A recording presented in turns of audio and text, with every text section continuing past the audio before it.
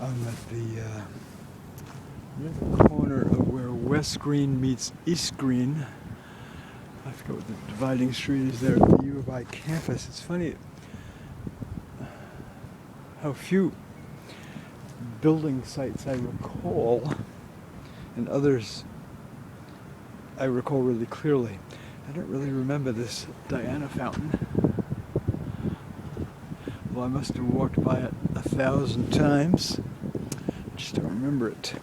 Diana fountain, a creation of the Swedish sculptor Carl Miles, designed for the court of a building at 540 North Michigan Avenue, Chicago. It remained until from 1930 until it was presented by Time Incorporated, it must be the magazine, to the U of I. They requested a class of 1921. Wow, that's like a... Ooh, my mom was born in 1919, the class of 21. Fountain was dedicated during October 23rd, 1971. Well, I moved here in late August 1972, so it must have been here. I just really don't remember it.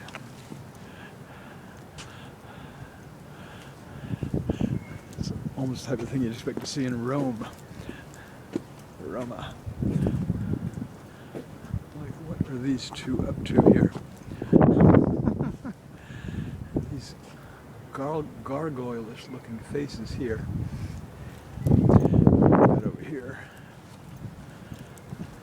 Hanky-panky. I can imagine that some conservative Bible Belt thumpers, as well as Orthodox Jewish people and observant Muslims and people of other faiths, might be reticent, to say the least, to have children see this sort of modern art. So, interesting work. Let's see what we have.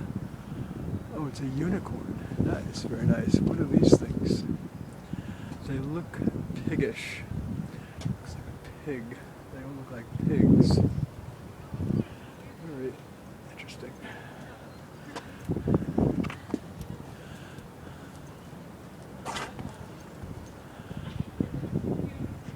It's almost as if she's holding like part of a bow and arrow. The bow without the string part and the arrow. Now, and this creature here, actually, I think this sort of thing, like a horse, whatever, like beast with a human head, has all sorts of comparable depictions in different cultures, going back to antiquity and different places of the world, at least in the, let's say, like in the Mid-East. Okay, there's coins down there and there's no water. Most interesting. But this building, I remember specifically, and as clearly as day on this like Seattle-like gray day. And it's funny, it has like a cathedral church look to it, but I think it's just part of a U of I campus building.